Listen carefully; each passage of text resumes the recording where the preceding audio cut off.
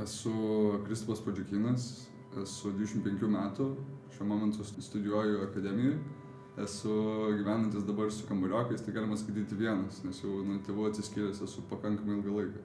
Aš esu Vaida, esu 46 metų, turiu šeimą, vyrą, 3 vaikus. Su mumis dabar gyvena 2 vaikai, kadangi vyresnioji jau yra ištekėjusi, sukūrusi savo šeimą ir gyvena kitose namuose. Tai sveiki, esu Vasarė Augustė Kacevičiūtė, man yra 22 metai, šiuo momentu gyvenu su vaikinu.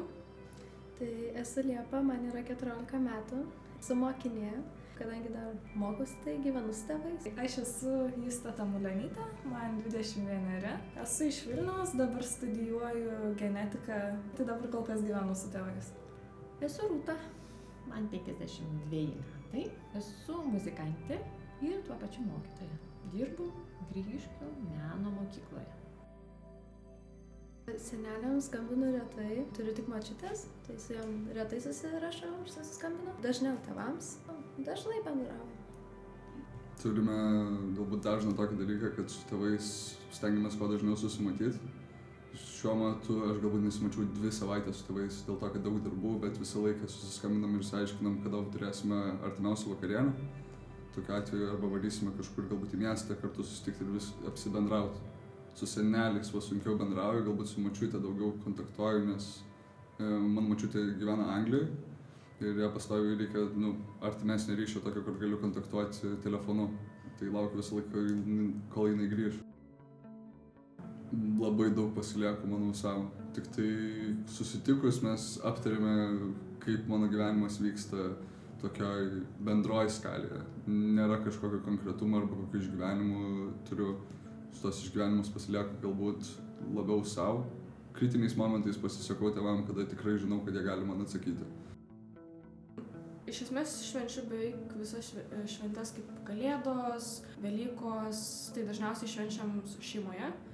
Mažiau dalyvauja sesė su broliu, kadangi jie vis tiek yra kitoj šeimoje. Turi jau savus ir vaikus, ir antrasias pusės. Ir dažniausiai visą laiką turim tas visas tradicijas, kad kūčių būtent vakaro žaidimai būna. Taip pat irgi yra visos tos tradicijos su Velykom, kad susirenkam irgi visi kartu, bendraujam.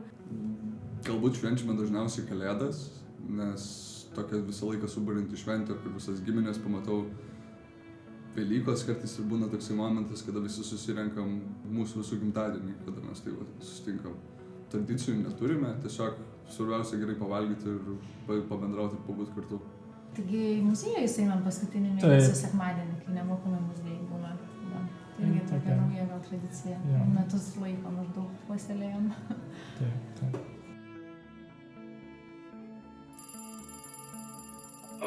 Kaip pasakyti, tikėjausi, kad bus kitaip negu yra, bet aš pati, kaip pasakyti, visą laiką labai norėjau sesers, galvojau, jeigu būtų buvus sesuo, tai būtų ir gyvenimas kitoks buvęs.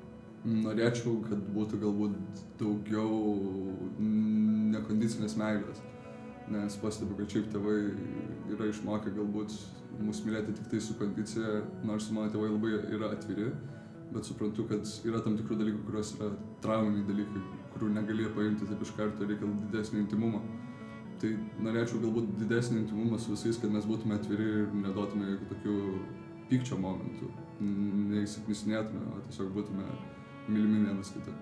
Dažnas būna dalykas, kad kada grįžtu ir tėvai dažniausiai savo veiklom užsiema ir minimaliai ten pakalbam, pašnekam, bet vis tiek, manau, trūksta to tokio bendravimo platesnio, tokio nuoširdiškesnio. Nežinau, gal iš reikalo ar tiesiog, kad pabendraut, bet manau, tokios bendros veiklos trūksta daugiau.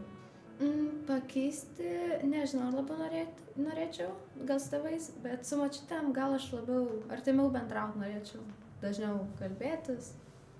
Tai mūsų šeimoje, taip sakyčiau, pagarba yra tikrai labai svarbi ir tėvai nuo mažens ir mane, ir mano brolį tikrai mokė gerbti ir juos pačius kaip autoritetą. Tai sakyčiau, kad iš tėvų pusės ir aš pati jaučiu jų pagarbą savo ir dėl to galiu tą pagarbą atiduoti. Mano šeimoje pačios svarbiausios vertybės yra komunikacija, iš esmės irgi labai yra svarbi, pagalba vienas kitam. Manau, visą laiką reis meilė, nes jeigu meilės nėra, tai tada šeima labai įsiskirščiusi. Buvo ganėtinai konservatyvus požiūris į dalykus. Aišku, vienareikšmiškai tai buvo teisingumas, kad mes turime elgtis teisingai, dorai.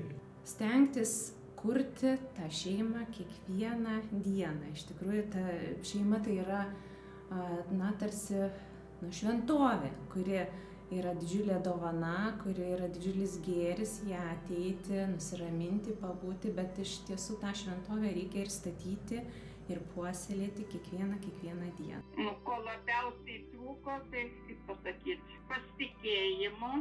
Ir kas svarbiausia šeimoje, tai kad abu norės. Ir kitas ne, tai nieko nebus niekada.